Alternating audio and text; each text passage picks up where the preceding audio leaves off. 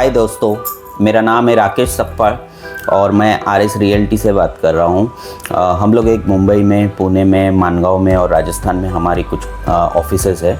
हम लोग यहाँ पे रियल इस्टेट का काम करते हैं। हम लोग एग्रीकल्चरल खेती का लैंड देते हैं, फार्मर सर्टिफिकेट बनाते हैं, जो किसान नहीं है उनको किसान बना के फिर महाराष्ट्र में ज़मीन देते हैं। और जिनको इन्वेस्ट करना है उनको हम लोग गवर्नमेंट एक्विजिशन हो रहा है वहाँ पे लैंड दिलाते हैं। एक्विजिशन वाला लैंड जो गवर्नमेंट एक्वायर हो रही है वो ज़मीन भी दिलाते हैं ज़रूरतमंद किसान से। और उसके अलावा फार्म हाउस के लिए हम लोग उनको जिसको फार्म हाउस बनाना है उसके लिए हम लोग कोंकण रीजन में एग्रीकल्चरल लैंड का काम करते हैं। और किसी को कमर्शियल फार्मिंग करनी है तो कमर्शियल फार्मिंग के लिए भी हम लोग एग्रीकल्चरल लैंड प्रोवाइड कराते हैं कोंकण रीजन में। तो अगर आपको एग्रीकल्चरल लैंड लेना होगा, एग्रीकल्चरल लैंड में इन्वेस्ट करना होगा गवर्नमेंट प्रोजेक्ट्स में, तो आप हमसे ज़रूर कांटेक्ट कर सकते हैं। तो एग्रीकल्चरल फार्मर सर्टिफिकेट बनाना होगा, एग्रीकल्चरिस्ट नहीं होंगे तो भी मैं आपको एग्रीकल्चरिस्ट बना दूंगा। तो आज हम लोग डिस्कस करने वाले हैं जो एग्रीकल्चर लैंड लेते वक्त किस तरीके से खरीदी करते वक्त एग्रीकल्चरल लैंड हमको क्या क्या देखना चाहिए, कैसे हम लोग उस एग्रीकल्चरल लैंड को ले सकते हैं, उसके बारे में आज हम लोग सारी चीज़ें डिस्कस करेंगे।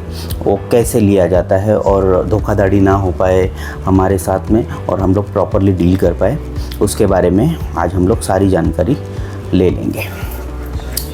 तो दोस्तों, जैसे मैंने बताया, आज के वीडियो का विषय है कि कृषि भूमि खरीदने से पहले और ख़रीदते समय हमें किस प्रकार की सावधानियां रखनी चाहिए जिसमें हम खुद को धोखाधड़ी से बचा सके।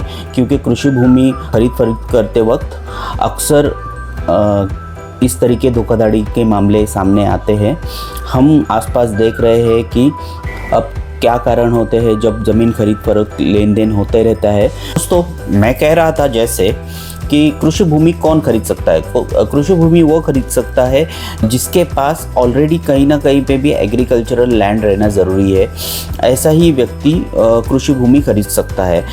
महाराष्ट्र में ऐसा है कि ऑल ओवर इंडिया में उसके पास कहीं ना कहीं पे एग्रीकल्चरल लैंड रहना ज़रूरी है।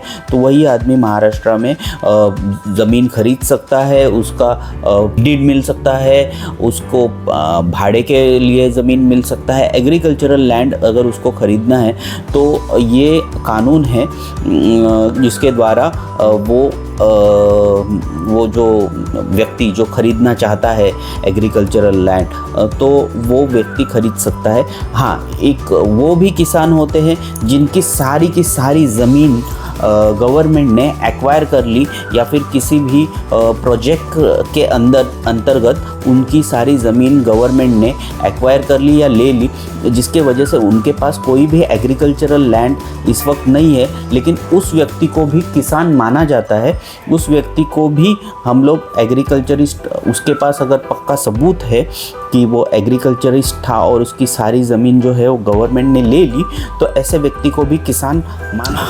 अब ज़मीन खरीदने से पहले क्या क्या देख लेना चाहिए। ज़मीन खरीदने से पहले उसका 7/12 देख लेना चाहिए। ज़मीन खरीदने से पहले उसकी 7/12 में क्या क्या है, जो एग्रीकल्चरल लैंड जितना एरिया दिख रहा है, जितना वो बता रहा है उतना वो एरिया है या नहीं है। 7/12 का मेरा एक पूरा प्रॉपर वीडियो भी है अपलोडेड।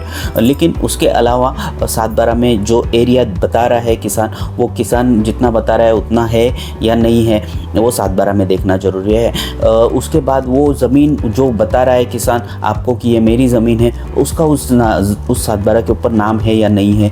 वो जो बता रहा है गांव, उस गांव का वो 7/12 है या नहीं है, वो भी देखना ज़रूरी है। और 7/12 के अलावा उसका इतर अधिकार में किसी का नाम तो नहीं है, किसी का स्टैम्प तो नहीं लगाया हुआ है गवर्नमेंट के एक्विजिशन का या किसी चीज़ का, तो वो भी देखना ज़रूरी है। फिर किसी बैंक का किसी का कर्ज है, या तो फिर किसी का पेमेंट है, या फिर किसी फॉरेस्ट का, ये इतर अधिकार में सब दिखता है। वो आपको एक बार 7/12 प्रॉपरली जांच कर लेना चाहिए, और एक बार 8A भी देख लेना चाहिए उस गांव में उस आदमी का कितना ज़मीन है, और उस ज़मीन के अंदर ये 7/12 आता है या नहीं है, ये 8A में आपको उसके खाते क्रमांक में दिख जाएगा। अब वो ज़मीन किस वर्गभूगट क्रमांक में आती है ये भी देखना ज़रूरी है। अगर वर्गभूगट क्रमांक 1 में आती है तो वर्गभूगट 1 की ज़मीन जो होती है उसका तुरंत खरीदी बिक्री हो जाता है। लेकिन अगर वर्गभूगट क्रमांक 2 है तो देखिए 2 में करीबन 13 से 14 प्रकार की लैंड आती है। तो अब वो किस प्रकार की दो वर्गभूगट क्रमांक 2 में है, तो वर्गभूगट क्रमांक 2 में है तो उसके लिए कुछ उसमें के कुछ टाइप है वर्गभूगट क्रमांक 2 के। तो उसमें आपको डिप्टी कलेक्टर या फिर SDO या कलेक्टर आपको एक ऑर्डर दे देगा कि इसका जो भी पेंडिंग टैक्सेस है, जो नजराना पे करना है, वो आपको पे करके फिर आप उस ज़मीन की खरीद फरोख्त कर सकते हैं, उस ज़मीन को ले सकते हैं या बेच सकते हैं, ऐसा वहाँ पे कर सकते हैं। अब क्या होता है, ये तो हो गया 7/12, एक हो गया 8 है। उसके बाद आता है फेरफार। फेरफार में 7/12 में जितने भी नंबर्स दिख रहे हैं, पिछले जितने भी आपको सारे के सारे 7/12 के नंबर्स के एंट्रीज, म्यूटेशन एंट्रीज निकाल लेनी है। ये आपको तलाठी के पास जाएंगे, आपको एप्लीकेशन दे देंगे तो 7-8 दिन में मिल जाता है। एक फेरफार का करीबन 20 से 30 रुपया लेते हैं वो, या ऑनलाइन भी मिल जाता है। काफ़ी सारे फेरफार आपको ऑनलाइन भी मिल जाएंगे, लेकिन तलाठी के पास से आपको आसानी से ये मिल जाएगा 7 या 8 दिनों में। अब वो फेरफार में आपको सारे हिस्सेदार मिल जाएंगे। किसका समझो एक भाई एक बहन है, तो बहन की तो शादी हो गई है और वो जो ज़मीन थी उसके ऊपर उसके भाई का ही नाम लगा। अब बहन तो है, वो फेरफार में तो दिख रही है कि बहन है करके, तो वो बहन अगर फेरफार में दिख रही है तो फिर उसको उसका हिस्सा है, और फिर उसको आपको उसका हिस्सा देना पड़ेगा। उसका मुआवजा जो भी उस ज़मीन का आप लेते वक्त रहेंगे वो आपको देना ज़रूरी है। फेरफार में बहुत सारी और भी चीज़ें होती है। किसान ने किसी को पावर दिया है या फिर किसी को गिरवी रखा हुआ है ज़मीन, ये सारी चीज़ें उसमें आती है। देखिए अब क्या होता है, ये हो गया 7/12, उसके बाद हो गया फेरफार हम लोगों ने चेक कर लिया और 7/12 चेक कर लिया। अब उस आदमी की ज़मीन जो वो बता रहा है, उसकी ज़मीन उतनी ही उसके कब्ज़े में है या नहीं है, इस बार एक बार आपको जाके एक बार जांच करनी होगी कि भाई उस जो आदमी बता रहा है, जो किसान बता रहा है, उतनी ज़मीन उसके नाम पे है।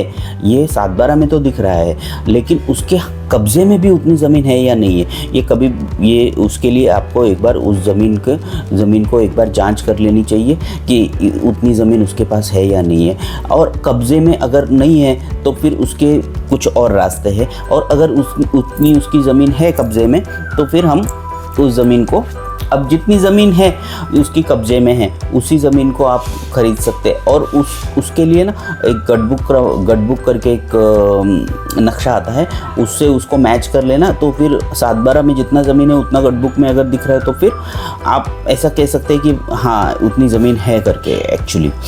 उसके बाद में आता है आपका रजिस्ट्रेशन कॉपी। रजिस्ट्रेशन कॉपी जो रहती है ना, रजिस्ट्रेशन कॉपी बहुत इम्पॉर्टेंट डॉक्यूमेंट है। रजिस्ट्रेशन कॉपी किसी से भी ना बनाए, अच्छा कोई लॉयर पकड़े या जो कोई जानकार व्यक्ति हो, उस ज़मीन की कॉपी, एग्रीमेंट जो रहेगा आपका वो बनवा के ले लेना। ज़मीन की कॉपी में बहुत सारी चीज़ें रहती है। देखिए उस ज़मीन में के पत्थर, मट्टी, उस ज़मीन के पेड़, उस ज़मीन के अंदर की अगर कोई विहीर है तो, बोरिंग है तो, कौन से टाइप के पेड़ है, वो सारी चीज़ें आपको उसके अंदर लिख के ले लेनी है।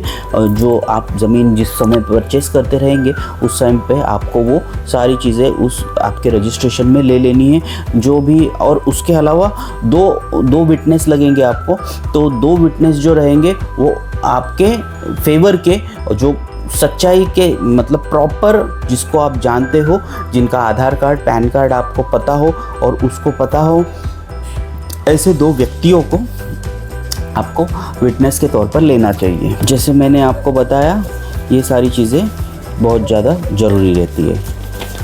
हाँ, अब स्टैम्प ड्यूटी देखिए क्या होता है, ये कोई भी डॉक्यूमेंट है ना, आप ये एग्रीमेंट जब भी करोगे तो नोटरी एग्रीमेंट नहीं करने का, नोटरी एग्रीमेंट नहीं करने का, क्योंकि भारतीय कानून के अनुसार 100 रुपये के ऊपर की कोई भी कमाई अगर होती है, 100 रुपये के ऊपर की मिलकत मतलब क्या, प्रॉपर्टी, कोई भी 100 रुपये के ऊपर की अगर चीज़ आपको मिल रही है तो उसका रजिस्ट्रेशन, मिलकत मतलब प्रॉपर्टी, ज़मीन या फिर आप कोई भी प्रॉपर्टी चीज़ समझ के चलिए, तो 100 रुपये के ऊपर का अगर रहेगा तो उसको वो नोटरी डॉक्यूमेंट का कोई वैल्यू नहीं है, ऐसा भारतीय कानून है। तो जो भी आप एग्रीमेंट करोगे किसके भी साथ में, किसान के साथ में, तो वो आपको रजिस्टर्ड एग्रीमेंट करना है, रजिस्टर्ड एग्रीमेंट ज़रूर करना है। और कोई जानकारी चाहिए रहेगी तो आप प्लीज़ हमको कॉल कर लीजिए।